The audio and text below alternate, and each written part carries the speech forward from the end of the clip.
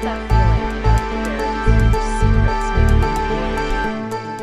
secrets maybe just hidden away somewhere. Oh, absolutely. It's a compelling thought. Well, today we're diving right into the heart of that feeling. We're looking at the Vatican Apostolic Archive. Which most people probably still think of by its old name, right? The secret archive. Exactly. And that name alone, it just conjures up so much mystery, doesn't it? It really does. You've got this supposedly hidden library inside the world's smallest country. Holding centuries upon centuries of secrets. It's incredibly dramatic. And the scale is just mind-boggling. We're talking over 85 kilometers of shelves. 85 kilometers. That's Yeah. huge. Packed with manuscripts, letters, decrees, all sorts of things. Stretching back over 1,000 years, it's an almost unimaginable amount of history. So the big question, the really intriguing one we want to explore in this deep dive is what knowledge, what secrets, maybe even world-altering stuff could actually be locked away in there? Yeah, what's behind the mystique? We've looked into sources about its history, what we know is inside, and of course, all the speculation. Right. So our mission really is to try and piece together the most compelling parts of this story and figure out why the Vatican archives still grab our imaginations so fiercely. It's that mix, isn't it? The solid history rubbing up against these persistent, almost mythical mysteries. Okay, so let's start with the basics. This whole secret archive idea, it sounds very intentional. Where did that secrecy actually begin? Well, the archive was formally set up in the early 17th century.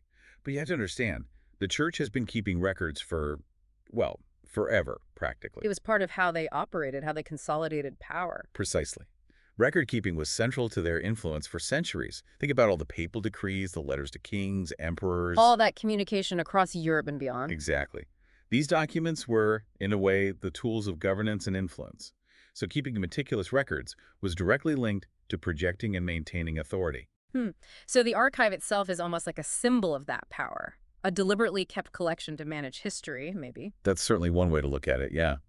And given how involved the church was in global events for so long, the sheer potential scope of what's documented on those 85 kilometers is just vast. Which brings us back to the big question, what's actually in there? Forget the wild theories for a second.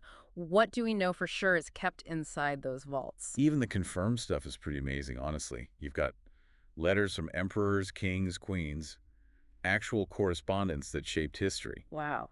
Just imagine reading those. Right. And then there are things like handwritten notes from Michelangelo. Seriously, like sketches or thoughts? Potentially, yeah. Yeah. Notes, letters, direct insight into a mind like his, and correspondence with countless world leaders over centuries. That could be anything. Peace deals, secret agreements. Who knows?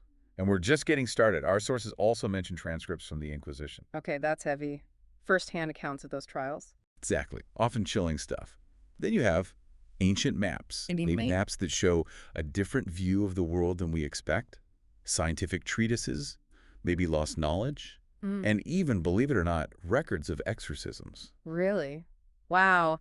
That gives you a glimpse into a very different time, a different mindset. It's an incredible cross-section of human history, the known and maybe the less known parts. It really is like a giant time capsule. But as you said, then come the whispers. The theories that really pull you in. Things like lost gospels that could totally change how we see early Christianity. Yeah, that's a big one. The idea that there might be texts that didn't make it into the official Bible, offering different perspectives. Or maybe the real story behind the Dead Sea Scrolls. Things that weren't released. That's another persistent theory. Given the impact the scrolls already had, people wonder if there's more being held back. And then, okay, this one seems way out there, but evidence of, like, extraterrestrial encounters recorded by monks centuries ago. It sounds fantastical, I know. But the idea comes from the sheer time span. People throughout history saw things they couldn't explain. And they'd interpret it through their own lens, their religious beliefs. Exactly. Divine signs, demons, omens.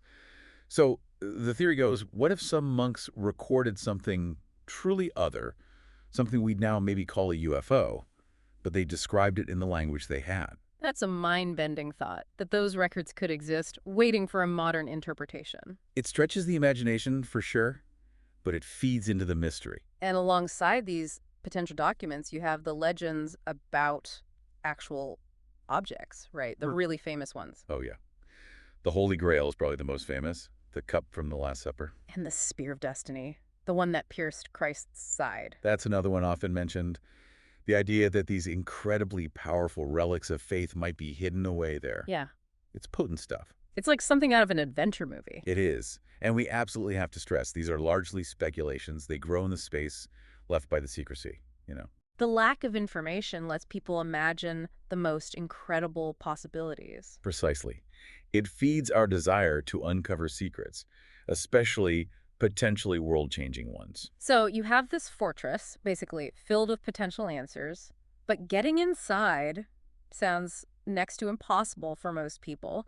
What are the rules? Oh, the restrictions are intense. It's not like you can just show up and browse. Access is extremely limited. To who then? Basically, only highly credentialed scholars, historians, researchers, and you need a very specific, approved academic reason directly related to the archive's unique materials. So no curious tourists. Absolutely not. You need a serious research project, and even then, you go through this whole vetting process. It takes time and approval from the Vatican. It really does sound like getting security clearance. In a way, yeah. And if you do get approved, the rules inside are super strict. Like what? No phones allowed at all. To stop photos, I guess. Presumably. And no pens either, only pencils and paper for taking notes. Probably to protect the documents from ink. Okay, that makes sense. Pencils only. And constant surveillance while you're in there. They watch you. Constant surveillance. Wow. That really says something about how tightly they guard this stuff. It does. And even for the researchers who get in, they can usually only request and view a very small number of documents per day related to their specific topic. Large parts of the archive remain effectively off-limits, even to scholars. Which just makes you wonder even more about what's in those off-limits sections. Exactly. And it all leads back to the core question, why? Why keep it all so locked down? Well, the official reason, the one the church gives, is pretty straightforward, right? Preservation. Yeah, they say these documents are incredibly old, fragile, unique, and limiting access is the only way to protect them for the future. Which, sounds reasonable on the surface. Ancient paper and ink need careful handling. It definitely holds water. Conservation is a huge challenge with materials this old. Ah. But then there's the other side of the coin. The control side. The control perspective, yeah. The idea that having this massive, unique collection of historical information gives the church immense power to shape history, to control the narrative. By deciding what gets seen and what stays hidden. That's the suspicion. That maybe there are documents in there that could challenge official church history or reveal past actions they'd rather keep quiet or even contradict doctrine. So secrecy becomes a tool for managing the present by curating the past. That's a much more dramatic take on it. It is. And it's the one that fuels a lot of the conspiracy theories, obviously. So those moments when they do open things up, even a little bit, become really significant. Like those records related to Pope Pius XII in World War II, they opened in 2020. Yes, that was a big deal. A lot of historians have been pushing for access to those specific files for decades, trying to understand the Vatican's role during the Holocaust and the war. But it was still just a small part of the whole archive, right? Oh, absolutely. A tiny fraction.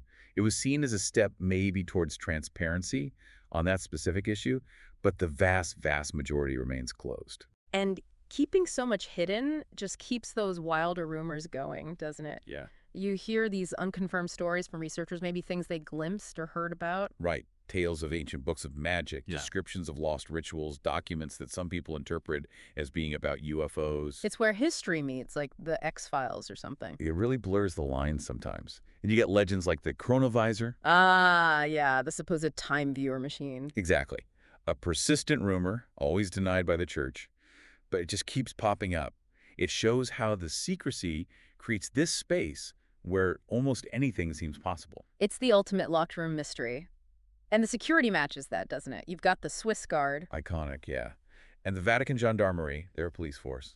Plus internal security, monitors, high-tech environmental controls to preserve everything. It's a fortress. It really is. Designed to protect something considered immensely valuable. And sometimes you hear Opus Dei mentioned in connection with Vatican secrets, too. Is there a link? Well, Opus Dei is known to be an influential, and some say quite secretive, organization within the church structure. They have members in high places. So the idea is they might be involved in protecting the church's interests, including what's in the archives. That's the perception some people have, yes. Given their focus on influence and defending church positions, it's plausible to imagine them having a vested interest in how the archives are managed and what information gets out. It adds another layer to the intrigue. So after all this, we circle back to the fundamental mystery.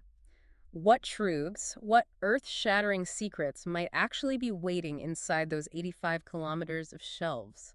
The possibilities, when you think about it, are just staggering. Could there be documents that completely rewrite early Christian history or challenge fundamental scientific beliefs? Evidence of miracles, or evidence of deliberate deception on a grand scale. Lost ancient technologies, forbidden knowledge deemed too dangerous, insights into civilizations we know nothing about. It makes your head spin a bit thinking about it. It really does.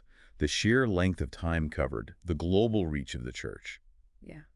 it suggests that almost anything could be documented in there, and the secrecy just amplifies every possibility. Okay, so let's try and wrap up this deep dive. We've explored the Vatican Apostolic Archive, this vast, incredibly secret place. Built over centuries, holding potentially the most comprehensive record of human activity anywhere. And shrouded in this intense secrecy that just fuels endless speculation and drama.